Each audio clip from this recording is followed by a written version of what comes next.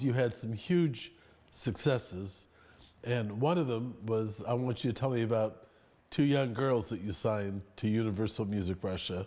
When I became CEO and decided I needed to sign a Russian artist or act to become a real executive, I knew that I needed to find an artist or band that was unique, that could compete with the Britney Spears and the Christina Aguileras and the Backstreet Boys and everyone else that was popular at the time. I needed something really special. In the history of the music industry, it's mainly English-speaking artists that top the charts. It's very difficult for a foreign act to break into the American market. British music often does. Sometimes German, sometimes French, it's rare.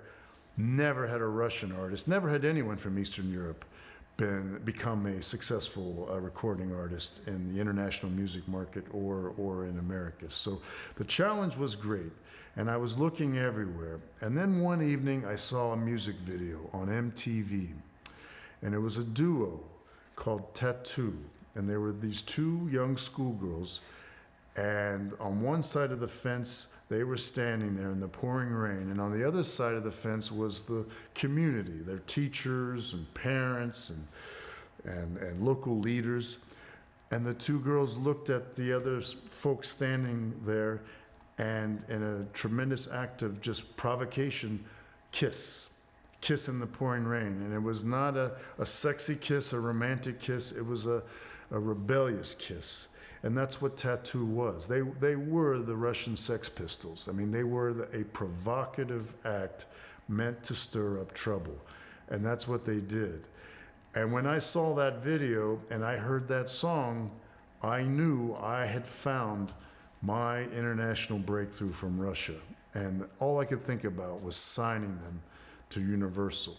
But I had a lot of resistance. My own staff, my own very smart Russian marketing team and sales team were very hesitant. This was dangerous. Homosexuality had been a crime in Russia, and LGBTQ rights were very suppressed in the current Russia. This was going to cause trouble not only with the Russian Orthodox Church, but with the Kremlin, who were always watching us anyway because we were a foreign record label. But I knew I had to do this. I could not pass on this opportunity. And the final thing that convinced me that this is the right move is we asked our radio promoter, what do you think of the song? The first song was called "Я сошла с ума." In English, it's all the things she said, but the Russian version was "Я сошла с ума." And he goes, it's a hit. It's a radio hit. And in the music business, there's nothing more important than a radio hit.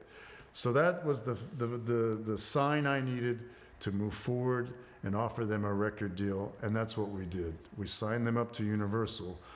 But my first problem, before I even got started, was I learned that the manager for this band, a crazy guy named Ivan, really interesting character, like Malcolm McLaren from the Sex Pistols, just looking to provoke. That's all he ever did. He had signed away the rights to the very first single to a gangster record label. And they were going to produce the first song and first hit. And without that, without that first single, there would not have been a t.A.T.u. There would not have been this great breakthrough. I would have lost it to the Gangsters. So I had to ask my bosses at Universal, and I wasn't able to tell them why, but I had to ask them for the largest single payout to a new artist in the history of Eastern Europe. It was $100,000, and at that time it was the largest record contract ever. And I was able to convince my bosses in Universal this is the right thing. They trusted me at this point. And so I paid the manager for t.A.T.u, and he got the rights back from the Gangsters with that money. And then the rest is history. t.A.T.u went on to become the biggest selling music act in the history of the music industry from Russia. They went gold or platinum in 27 countries, and was the first debut act to hit #1 in Japan. Even the Beatles didn't do that. So they were big. They were the biggest artist I could ever have hoped for, and that really was my biggest success in the music industry.